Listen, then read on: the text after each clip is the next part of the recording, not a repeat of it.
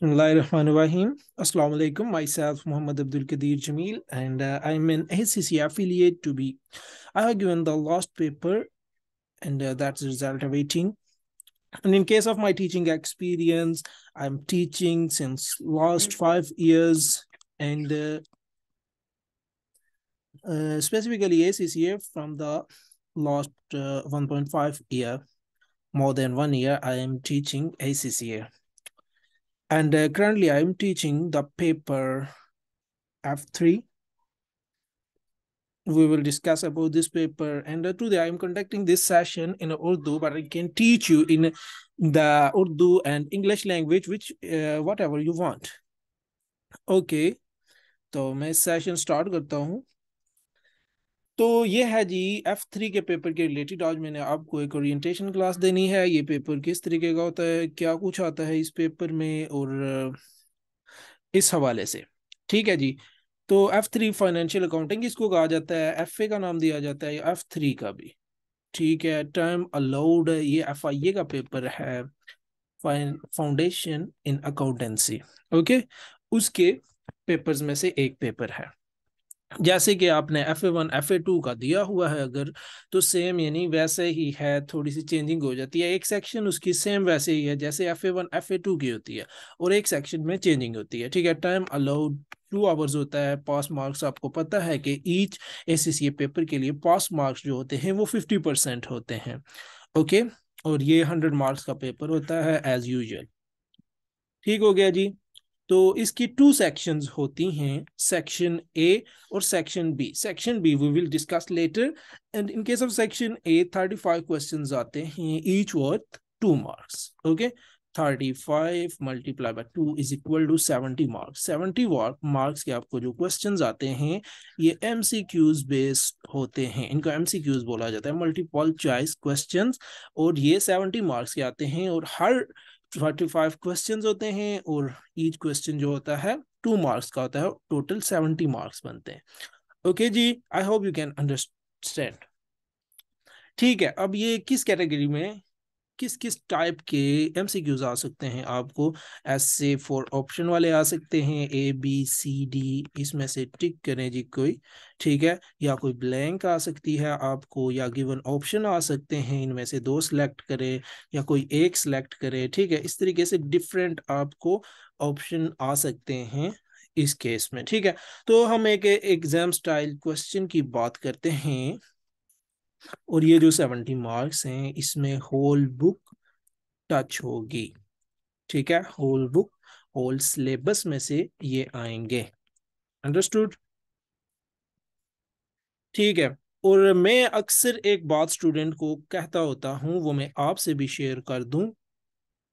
वो ये बात है, मैं ये बात करता होता हूं कि FA1, जिस स्टूडेंट को FA1 का 100% नॉलेज है, वो FA2 बगैर पढ़े देना तो वो पास हो सकता है। ठीक है, विदाउट स्टडी वो FA2 क्लियर कर सकता है आराम सुकून से।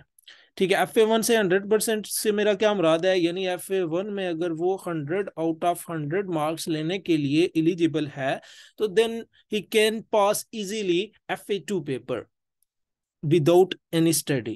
ठीक है, यानी इतना यानी इन्वॉल्व होता है प्रीवियस नॉलेज इनटू फॉरवर्ड में।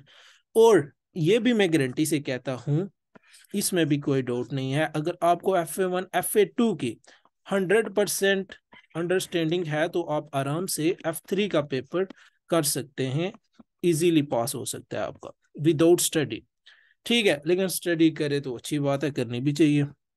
ठीक है, लेकिन मैं प्रीवियस नॉलेज की बेस पे कह रहा हूँ। तो ये है कि होल सिलेबस, यानी अब आपको भी पता है ये भी उसका एडवांस पेपर है। FA1 FA2 का एडवांस स्टेज जो आ जाता है F3, और F3 से आगे एडवांस जो आ जाता है F7। ठीक हो गया। तो ये देखें जी, F3 जो है, F3 का सिलेबस जो है समझ लें 50% FA1 FA2 से रिलेट करता है, मोर देन 50% भी आप कह सकते हो। लेकिन ये है कि F3 में F3 में ये होता है कि FA1 FA2 का प्रीवियस नॉलेज यूज होता है। ठीक है, जिसकी बेस पे आप जो है एडवांस लेवल में बेनिफिट हासिल कर सकते हैं, अगर आपके पास FA1 FA2 का कॉन्सेप्ट अच्छा है तो। ठीक हो गया। तो दूसरे नंबर पे ये है कि F3 के लिए आपको मजीद थोड़ा सा एक एडवांस लेवल नॉलेज चाहिए होता है, एग्जाम स्टाइल क्वेश्चन है, हम इसको भी डिस्कस करते हैं। और ये जो 70 मार्क्स हैं ये होल सिलेबस से डिस्कस होंगे। ठीक है, होल सिलेबस आपने previously FA1 FA2 books of prime entry हो गया, पैटी कैश बुक हो गया, एरर्स हो गए ने, उसके बाद सस्पेंस अकाउंट हो गया, कंट्रोल अकाउंट रिकॉन्सिलिएशन हो गई। ठीक है, तो बैंक स्टेटमेंट, ठीक है, बैंक रिकॉन्सिलिएशन होगी। इसके बाद आपके पास जो नए टॉपिक्स आएंगे वो लॉन्ग में टच होंगे, तो उनमें से भी शॉर्ट आते हैं होल सिलेबस आपका शॉर्ट के लिए। ठीक है, MCQs लेवल। तो ये एक एग्जाम स्टाइल क्वेश्चन है, इसके बारे में हम डिस्कस कर लेते हैं कि कैसा जो एग्जाम स्टाइल क्वेश्चन किस तरीके से होता है। ठीक है, ये हमारे पास एक एग्जाम स्टाइल क्वेश्चन आया है कि लोन रिपोर्ट करना है। ठीक है, हाँ, सबसे पहले हमें जो है करना चाहिए रिक्वायरमेंट की अंडरस्टैंडिंग लेनी चाहिए। ठीक है, कि रिक्वायरमेंट वो क्या पूछ रहा है, क्वेश्चन रीड करने से पहले requirement, how will the loan, ठीक है, लोन आपको पता है डेट, ठीक है, कर्ज जिसको बोलते हैं, to be reported in the statement of financial position. Statement of SOFP इसको बोलते हैं, या बैलेंस शीट का भी नाम दिया जाता है। वहां पे आपने, ये हम बाद में डिस्कस करेंगे थोड़ा सा आगे चल के कि ये स्टेटमेंट ऑफ फाइनेंशियल पोजीशन क्या होता है। अगर मैं यहाँ पे आपको बता दूं स्टेटमेंट ऑफ फाइनेंशियल पोजीशन, ठीक है, आपने अकाउंटिंग इक्वेशन तो पढ़ी होगी, asset is equal to liability plus owner equity. Okay, तो यही एलिमेंट्स तीनों के तीनों स्टेटमेंट ऑफ फाइनेंशियल पोजीशंस के भी होते हैं। ठीक है, ये loan statement of financial position में कैसे डिस्प्ले होता है, कैसे रिपोर्ट होता है। ठीक है, इसके लिए अब क्वेश्चन की रिक्वायरमेंट पढ़ते हैं। ईयर एंड भी देखना बड़ा जरूरी है, ये तीन चीजें आपने क्वेश्चन से फॉलो करनी है रिक्वायरमेंट से। अभी क्वेश्चन पढ़ते हैं। Business has a year end of 31 दिसंबर 2008, यानी इस डेट को रिपोर्टिंग होनी है हमारी। ऑन 1 जुलाई 2008, डेट्स बहुत इंपॉर्टेंट है, पूरे ACCA में आपके लिए डेट्स बहुत ज्यादा इंपॉर्टेंट हैं। The business received a 5-year bank loan of $30,000। ठीक है, $30,000 का लोन लिया गया कब, 1 जुलाई 2008, यानी मिड ईयर में। ठीक है, and is required to repay $500 on the last day of each month। ठीक है, और ये भी आपने $500 उसको पे करना है, ये टर्म एंड कंडीशन है। Last day of each month, यानी 1 जुलाई है तो 31 जुलाई को उसने एक पेमेंट करनी है। ठीक है, फिर अगस्त के एंड पे दूसरी पेमेंट करनी है, सितंबर के एंड पे तीसरी पेमेंट, ऐसे उसने पेमेंट्स करती जानी है। First payment was 1 July 2008। ठीक है, and the business has paid each monthly instalment on time. ठीक हो गया जी। तो हर इंस्टॉलमेंट बिजनेस ने ऑन टाइम पे की, तो हमें फाइनेंशियल स्टेटमेंट में लोन के रिलेटेड क्या रिपोर्ट करें। आपको पता है यहाँ पे फाइनेंशियल स्टेटमेंट में जो आते हैं क्लोजिंग बैलेंसेस आते हैं। ठीक है, यानी नेट ऑफ हो के आते हैं वो बैलेंसेस। हम लोन की कंडीशंस अगर देखें तो यहाँ पे हम डिस्कस करते हैं क्लोजिंग बैलेंस। लोन हमारा क्या था जी, हमने 1 जुलाई 2008 को लोन लिया, 2008 को। ठीक है, हमारा ईयर स्टार्ट कब हो रहा है और एंड कब हो रहा है, हमारा ईयर स्टार्ट हो रहा है 1 जनवरी को 2008 को, और ईयर एंड हो रहा है 31 दिसंबर को 2008 को, और हमें इस डेट पे रिपोर्टिंग करनी है। ठीक हो गया, तो ये देखें जी, 1 जुलाई 2008 को हमने लोन लिया, कितना लोन लिया, $30,000। ठीक हो गया, इसकी रिपोर्टिंग हमने कब करनी है, इस डेट को करनी है। तो इस लोन के रिलेटेड हमें जो इंफॉर्मेशन मिली है वो ये मिली है, $500 रीपे करना है ईच मंथ। ठीक है, रीपे हमने कितना करना है ji, have to repay $500 on the end of each month. ठीक है, ईच मंथ। तो हमारे पास रिपोर्टिंग डेट तक, ईयर एंड तक कितने मंथ बनते हैं? हमारे पास ईयर एंड तक बनते हैं, जुलाई के ईयर एंड पे होगी, फिर जाके अगस्त, सितंबर, अक्टूबर, नवंबर, दिसंबर। ठीक है, तो ये हर मंथ में $500 पे होगी। डिटेल में मैं अंडरस्टैंड करवा रहा हूँ ताकि आपको कोई कॉन्सेप्ट, यानी हर कॉन्सेप्ट आपका क्लियर हो। ठीक है, 6 मंथ्स हम पे कर रहे हैं और कितनी अमाउंट पे हो जाएगी? $3000। ठीक हो गया, $3000 हमने पे कर दी। बाकी ईयर एंड तक, ठीक है, दिसंबर तक, 31 दिसंबर 2008 तक हमने कितने पे कर दी? पे कर दिया इसमें से $3000। ठीक है, ये पे हो गया। तो ईयर एंड में हमारे पास बाकी लोन कितना बचा? बाकी लोन हमारे पास जो बचा वो है 27,000। ठीक हो गया, $27,000 हमारे पास बचा। तो आपको क्या लगता है कि हमें क्या लगाना चाहिए? $27,000 as a non current liability, क्या ये हमें ऑप्शन लगाना चाहिए? जो कहेगा ये लगाना चाहिए वो रॉन्ग कर देगा, क्योंकि वो कौन सा कॉन्सेप्ट मिस कर रहा है? ये लोन आगे डिवाइड होगा टू कैटेगरीज में, जो आपने फाउंडेशन लेवल से ही पढ़ी हुई हैं। किस में? आपको पता है, लायबिलिटीज करंट लायबिलिटीज होती हैं और नॉन करंट लायबिलिटीज होती हैं। नॉन करंट लायबिलिटीज कौन सी? That have to be repaid within 12 months time. ठीक है, तो ये 12 मंथ्स टाइम हमारा कौन सा बनेगा? ये किस कैटेगरी में आएगा? ये आएगा जी 1 जनवरी 2009 टू 31 दिसंबर 2009। ओके, तो इसमें हमारी कितनी मंथली पेमेंट्स होंगी? 12 मंथली पेमेंट्स होंगी। और हमारी ईच मंथली पेमेंट्स कितने में कंसिस्ट करती है? $500 में। 12 × 500, $6,000 हमने पे करना है इस ईयर को, जो हमारी क्या बनेगी? As a current liability. तो बाकी लोन कितना बचता है? 27,000 लेस 6,000 कितना आ जाता है? $21,000। तो ये क्या हुआ? ये हुआ current liability will be $6,000 and non current liability will be $21,000। ठीक है, तो हम देखते हैं ऐसा कोई ऑप्शन है। हाँ जी, ये ऑप्शन है second option, $6,000 as a current liability and $21,000 as a non current liability. तो ये है एग्जाम स्टाइल क्वेश्चंस। हम ऐसे हर टॉपिक्स को अंडरस्टैंड करके उसकी ऐसे एग्जाम स्टाइल प्रैक्टिस प्रैक्टिस करेंगे और किट को कंटिन्यू करेंगे। ओके, तो ये कुछ होता है इसके जो होते हैं एमसीक्यूज टाइप क्वेश्चंस में। अंडरस्टूड। और ये नेक्स्ट जो है, नेक्स्ट इसकी सेक्शन 2 के बारे में बात करते हैं। सेक्शन बी जो होती है, सेक्शन बी जो होती है, इसमें आपको 2 क्वेश्चंस आते हैं, ईच वर्थ 50 मार्क्स।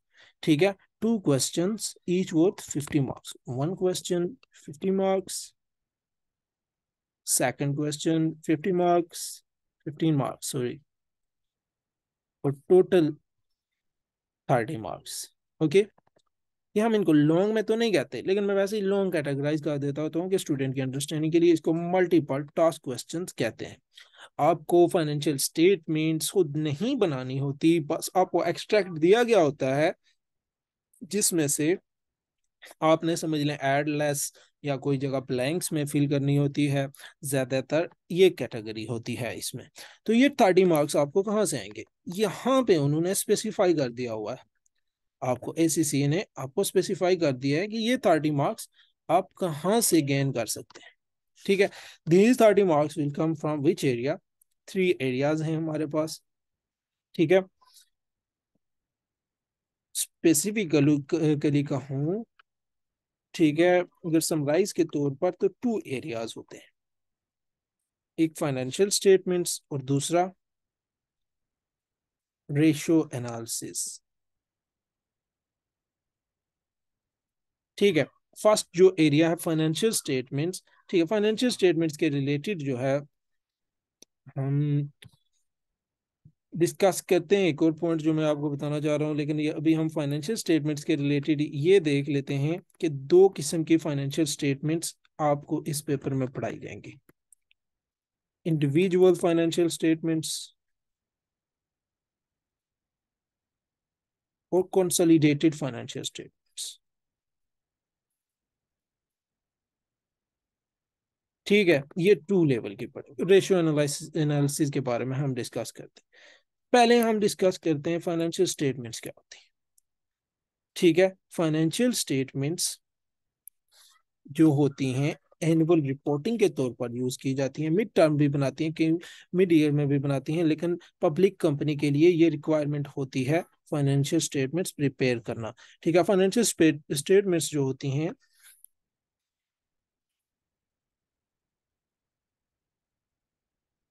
चार किस्म की होती हैं। कौन कौन सी? ठीक है, स्टेटमेंट ऑफ फाइनेंशियल पोजीशन, जिसको बैलेंस शीट का भी नाम दिया जाता है, ऊपर भी हमारे पास क्वेश्चन आया था, इसका पूरा फॉर्मेट हम डिस्कस करेंगे। तो ये है, इसमें एसेट, लायबिलिटी, ओनर इक्विटी और कैपिटल आते हैं। ठीक हो गया। सेकंड जो हमारे पास कैटेगरी आती है वो है statement of profit and loss. ठीक है, प्रॉफिट एंड लॉस, इसमें प्रॉफिट एंड लॉस आता है। ठीक है, इनकम एक्सपेंसेस, इनकम में से एक्सपेंसेस लेस करके प्रॉफिट या लॉस हम फाइंड करते हैं, और ये बिजनेस की परफॉर्मेंस चेक करने के लिए होती है, और वो बिजनेस की पोजीशन। ठीक है, फिर तीसरी जो स्टेटमेंट है वो स्टेटमेंट ऑफ कैश फ्लोज को बोला जाता है। ठीक हो गया जी। चौथी स्टेटमेंट होती है statement of changes in equity, capital के स्ट्रक्चर में जो चेंजेस वगैरह होती हैं उसके रिलेटेड। ठीक है, पांचवी ये स्टेटमेंट तो नहीं होती इनको, लेकिन ये स्टेटमेंट के लिए नोट्स होते हैं, notes to the financial statements. Important चीज का डिस्क्लोजर हमें देना पड़ता है, तो वो हम नोट्स में डालते हैं। ठीक हो गया जी, ये आपकी कुछ स्टेटमेंट्स होती हैं। तो यहां में से जो दो आपके रिलेटेड नहीं है वो ये है। नोट्स के बारे में आप कुछ थोड़ा सा पढ़ेंगे, लेकिन ये यहाँ पे यूज नहीं होंगे। और ये जो तीनों हैं, इन तीनों में से ये तीनों आपके लिए आप स्टडी करेंगे इंडिविजुअल फाइनेंशियल स्टेटमेंट्स के लिए, और इनमें से ये दो जो हैं ये आप स्टडी करेंगे कंसोलिडेटेड फाइनेंशियल स्टेटमेंट्स के लिए। इसकी डिटेल हम कोर्स में पढ़ेंगे। ठीक है, और ये एक पोर्शन हो गया, ये दूसरा पोर्शन हो गया, और तीसरा पोर्शन जो हमारा है, यानी ये तो एक में ही मैंने कैटेगराइज किया था, आगे दो ब्रांचेस मैंने डिवाइड कर दी थी, और दूसरा जो मेन पोर्शन है वो रेशियो एनालिसिस का है। और इन पोर्शन से आपको टू लॉन्ग्स आएंगे। रेशियो एनालिसिस आपको as a part of the question आ सकता है, statement of financial position. Ratio analysis, analysis का होता है डिटेल्ड में जाकर किसी चीज के बारे में जांचना, जांच पड़ताल करना उसकी। ठीक है, तो यहाँ पे रेशियो, रेशियो के जरिए से, जैसे मैं एग्जांपल दूं तो for example I say that my business profit is $1 million. Okay, my business profit is $1 million. Okay, what will you say about this? Okay, you may say that that's a big profit, huge profit, कि ये बड़ा अच्छा profit है जी, 10 लाख का profit है हमारा, तो ये बिजनेस से लगती है जी प्रोग्रेस बड़ी अच्छी हो रही है। लेकिन इससे हमें कुछ भी पता नहीं चलेगा कि ये बिजनेस हमारा प्रॉफिट में जा रहा है तो कैसे अच्छा है, या हमें फायदा हो रहा है या कितना फायदा हो रहा है। तो इसके लिए रेशियो एनालिसिस का टूल यानी यूज किया जाता है, और ये बहुत ही इंपॉर्टेंट है, पूरे ACCA में आपके काम आएगा। ठीक है, क्योंकि जितना स्ट्रॉन्ग आपका एनालिसिस होगा उतनी आप चीजों की डेप्थ में जा सकेंगे, और उतना आप अंडरस्टैंड कर सकोगे बिजनेस को। ठीक है, रेशियो एनालिसिस, जैसे मैं कहूँ कि रिटर्न ऑन कैपिटल एम्प्लॉयड। ठीक है, मिसाल के तौर पर हमने जो कैपिटल लगाया था $1 million कमाने के लिए, वो लगाया था हमने $20 मिलियन का कैपिटल हमने यूज किया था और 1 मिलियन का प्रॉफिट हमने अर्न किया। अगर हम रेशो से इसको जज करें, रिटर्न ऑन कैपिटल एम्प्लॉयड को, ठीक है, तो ये रिटर्न ऑन कैपिटल एम्प्लॉयड होती है रेशो, इसकी कैलकुलेट करने के लिए हर रेशो का एक फार्मूला आता है, profit divided by capital employed. ठीक है जी, तो प्रॉफिट हमारा कितना है, $1 मिलियन, और हमारी इन्वेस्टमेंट कितनी है, $20 मिलियन। ओके, ये हमारा, हम इसको कैलकुलेट करके देख लेते हैं कि ये हमारा कितना बन जाता है। 1 divided by 20 million, 0.05, it means that it comes to the 5%, means that we earn 5% on our capital employed. Okay, अभी नेक्स्ट थिंग, इसके बारे में मैं आपको बताता हूँ। हमारी जो कंट्री है उसमें इंटरेस्ट रेट चल रहा है 8%। Understood? Interest rate mean if we invest into the banks or other financial institutions, they will give us the return of on 8%. For example, we will invest the same amount into the bank or other area, then we will get the return of $1.6 million. Then now tell me that our business is going well or in a bad situation. The ratio will tell us that exact position of the business, exact where the business is located, what the business is doing. Okay, we will discuss about different ratios in our course that are mandatory, and for the whole ACCA the ratios are very compulsory. Okay ji, तो ये ratio हमें बता रही है कि हमारा business जो है बहुत ही खराब जा रहा है।